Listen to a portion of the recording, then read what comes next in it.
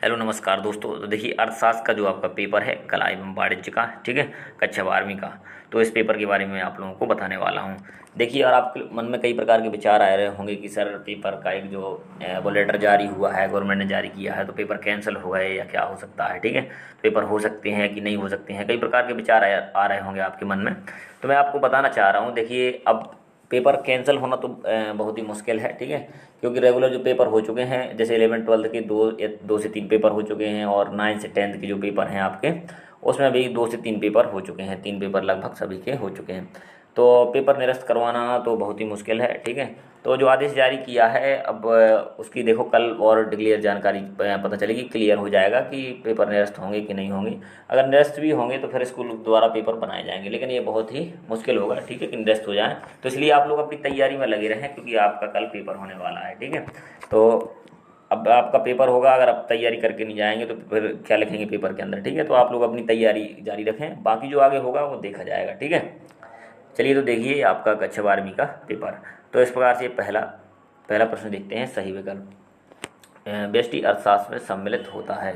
तो इस प्रकार से इसके 4 ऑब्जेक्ट दिए हैं। दूसरा, समष्टि अर्थशास्त्र के अंदर निम्न में से किसका अध्ययन किया जाता है, ये दूसरा है। तीसरा प्रश्न, अर्थशास्त्र की विषय वस्तु का अध्ययन किन शाखाओं के अंतर्गत किया जाता है। इस प्रकार से सभी में 4 4 ऑप्शन दिए गए हैं। चौथा, अर्थव्यवस्था की केंद्रीय समस्या कौन सी है, ठीक है। इसके बाद पांचवा, अर्थव्यवस्था को वर्गीकृत किया जा सकता है।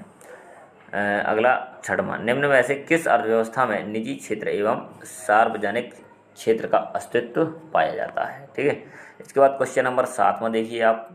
7वां है, एक समाजवादी अर्थव्यवस्था का उद्देश्य होता है। इसके बाद 8वां देखिए, किस अर्थव्यवस्था में कीमत तंत्र के आधार पर निर्णय लिया जाता है, ठीक है, 8वां है। 9वां, उपभोक्ता व्यवहार का अध्ययन किया जाता है, 9वां। इसके बाद 10वां है आपका, जब कुल उपयोगिता अधिकतम होती है तब सीमांत उपयोगिता क्या होती है, ठीक है। अगला ये 10 तक हो गया। इसके बाद आप लोग आ जाइए अगले पेज पर। तो ये 11वां ऑब्जेक्ट है आपका, उपयोगिता का संबंध होता है। तो इसका आंसर हमें बताना है, ठीक है। 11वां नंबर का उपयोगिता का संबंध पूछा है। 12वां, किसी वस्तु की मानवीय आवश्यकता की पूर्ति क्षमता को कहते हैं। 13वां, एक वस्तु की सभी इकाइयों से प्राप्त होने वाली उपयोगिता के योग से क्या कहते हैं, ठीक है। 14वां, ऐसी वस्तुएं जिनका एक दूसरे के बदले प्रयोग किया जाता है कहलाती हैं, क्या कहलाती हैं, ये भी बताना है। 15वां में देखिए, कॉफ़ी के मूल्य में वृद्धि से चाय की मांग में क्या हुई, कमी हुई, वृद्धि हुई या स्थिरता आई है।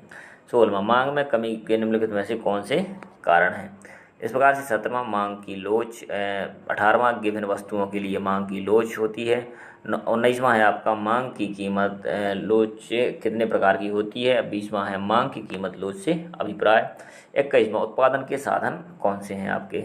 22वां, वह कौन सा समय है जिससे उत्पादन के सभी साधन परिवर्तित किए जा सकते हैं। 23वां, उत्पादन का सक्रिय साधन क्या है, इसके बारे में पूछा गया है।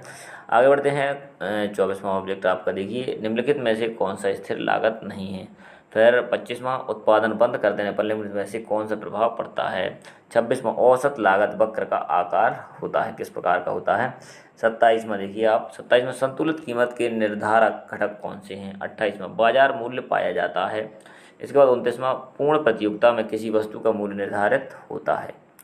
तो इस प्रकार से 29वां। 30वां, अति अल्पकाल में पूर्ति होगी। 31वां, सरकार द्वारा उच्चतम निर्धारित कीमत तय की जाती है। 32वां, कृषि वस्तुओं के लिए कीमत निम्नतम सीमा को कहते हैं। तो इस प्रकार से 32 ऑब्जेक्ट दिए हैं आपके इसमें अंदर, ठीक है। खाली स्थान जोड़िए, ये सब कुछ नहीं दिया गया है अर्थशास्त्र के अंदर आपका, ठीक है।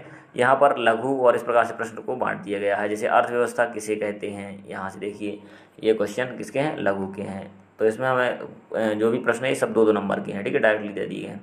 इसमें दूसरा, तीसरा, चौथा, 5वां, इस प्रकार से आपके कितने क्वेश्चन हैं, 15 क्वेश्चन दिए गए हैं। इनमें से हमें कितने करना है, यहाँ पर दिया गया है कोई 10 प्रश्न इसमें से करना है, ठीक है, 15 में से। इसके बाद आइए दीर्घोत्तरीय प्रश्न पर कोई 3 प्रश्न हल कीजिए। प्रत्येक प्रश्न 3 करना है। प्रत्येक कितने नंबर का होगा आपका, 4 नंबर का होगा यहाँ से, ठीक है।